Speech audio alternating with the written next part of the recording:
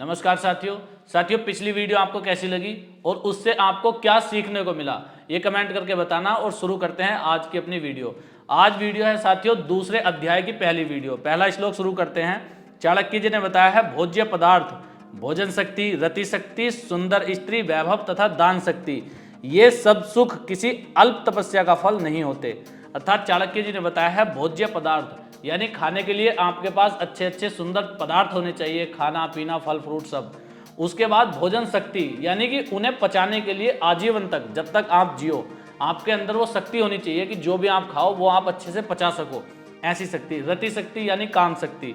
और सुंदर स्त्री यानी सुंदर पत्नी। वैभव तथा दान शक्ति, वैभव है धन और दौलत, दान शक्ति दान देने की क्षमता। यानी कि कभी कभी लोगों के पास ऐसा होता है धन दौलत तो बहुत होती है लेकिन दे नहीं पाते। और किसी लोगों के पास ऐसा होता है खाने पीने के लिए बहुत सारे पेय पदार्थ हैं, बहुत सारे पदार्थ हैं खाने पीने के लिए, लेकिन खाने के लिए डॉक्टर ने मना कर दिया, पचाने के लिए आपका शरीर पचा नहीं पाता उसको। तो चाणक्य जी ने बताया सबका तालमेल किसी साधारण तपस्या का फल नहीं है। अगले श्लोक पे चलते हैं साथियों। अगले श्लोक में चाणक्य जी ने बताया है जिसका पुत्र वशीभूत हो यानी कि उनके कहने में चलता हो, जो वो चाहते हो अपने पुत्र से वही उनका पुत्र करता हो। पत्नी वेदों के मार्ग पर चलने वाली हो यानी कि सुमार्ग पर चलने वाली हो, सतमार्ग पर चलने वाली हो, अच्छे कर्म करने वाली हो, और जो अपने वैभव से संतुष्ट हो यानी कि जो भी उसके पास धन दौलत है उससे संतुष्ट हो। ऐसा व्यक्ति के लिए यही धरती पर स्वर्ग चाणक्य जी ने बताया है कि उसे कहीं किसी स्वर्ग का देखने की कि कहाँ स्वर्ग होता है, स्वर्ग कैसा होता है, उसे किसी चीज़ की जरूरत नहीं है। अगर उसके पास ये सब चीज़ें हैं तो उसके लिए इस धरती पर अपने जीवन के जीते जी वो स्वर्ग देख सकता है, चाणक्य जी ने बताया। अगला श्लोक शुरू करते हैं साथियों। अगले श्लोक में बताया है पुत्र वही है जो पिता का भक्त हो यानी कि पिता की भक्ति करता हो, पिता को भगवान जैसा मानता हो, पुत्र वही है। पिता वही जो पोषक हो यानी कि पिता बताया है जो पिता बच्चों का पालन पोषण सही से करता हो, उनका खान पान हर चीज़ का ध्यान रखता हो, उनकी शिक्षा व्यवस्था मतलब हर चीज़ का, पोषक का मतलब सारी चीज़ें उसके अंदर आ जाती हैं। उसके बाद बताया है मित्र वही है जो विश्वास पात्र हो यानी कि जिस पे विश्वास किया जा सके, छल कपट की बिल्कुल संभावनाएं ना हो, वही असली मित्र है। वरना दुनिया में लोग तो मिलते ही रहेंगे कि ये मेरा दोस्त है, ये मेरा दोस्त है। असली मित्र वही है जो भरोसेमंद हो। और साथियों चाणक्य जी ने बताया है पत्नी वही है जो हृदय को आनंदित करे यानी कि जिसकी बातें आपको अच्छी लगती हो और हर तरह से आपको पसंद हो, उसका व्यवहार आपको अच्छा लगता हो, चाल चलन आपको अच्छा लगता हो, सारी बातें उसकी अच्छी लगती हो, पत्नी वही है। अगले श्लोक पर चलते हैं साथियों।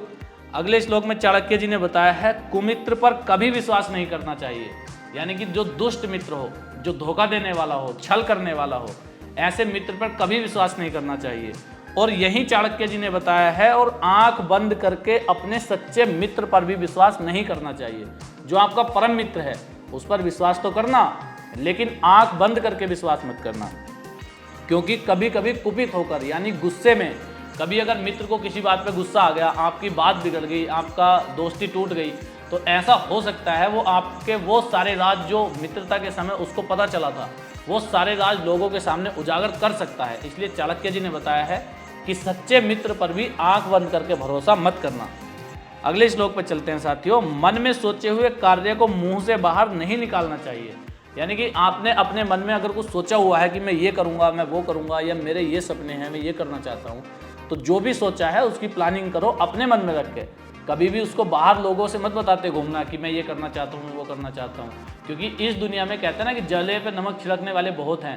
मरहम हर किसी घर में मुश्किल से मिलेगा लेकिन नमक हर घर में मिलता है। इसी तरह अपने जो भी आपकी मनसा है, जो भी आपकी इच्छाएं हैं, जो भी आप करना चाहते हो, वो कभी लोगों के सामने उजागर मत करना, गुप्त रखकर ही उस काम को करना चाहिए। मन में गुप्त रखो और उस काम के बारे में सोचते रहो, करते चले जाओ, करते चले जाओ, लोगों को बताने की कोई ज़रूरत नहीं है। अगले श्लोक पर चलते हैं साथियों। अगले श्लोक में चाणक्य जी ने बताया है मूर्खता कष्ट है, बेवकूफ़ी यानी कि सोचने समझने की क्षमता, अच्छा बुरा ना समझ सकता हो, जिसको ये नहीं पता कौन चीज़ सही है, कौन सी चीज़ गलत है, क्या काम करना उचित है, क्या काम करना अनुचित है, जिसको ये नहीं पता, उसका जीवन में बहुत कष्ट भोगने पड़ेंगे उस व्यक्ति को। और यौवन भी कष्ट है। यौवन कष्ट होने का मतलब है कई बार यौवन की वजह से बहुत कष्ट झेलने पड़ जाते हैं मनुष्य। जैसे अपने यौवन के चलते कई बार कुछ युवा साथी बैर मोल ले लेते हैं, लड़ाई झगड़े करते घूमते हैं, तो यौवन भी कष्ट होता है। कई बार ऐसा होता है किसी व्यक्ति ने यौवन में यौवनावस्था में बहुत ज़्यादा लड़ाई झगड़े किए हों, लेकिन जब यौवनावस्था चली जाती है तब वो बहुत समझदार हो जाता है, यानी ज्ञान तो उसके पास तब भी था लेकिन वो लड़ाई झगड़े, वो उसके साथ जो ये सब काम हुए हैं वो उसकी यौवनावस्था के चलते हुए हैं। उसके बाद बताया चाणक्य जी ने, किंतु दूसरों के घर में रहना कष्टों का भी कष्ट है।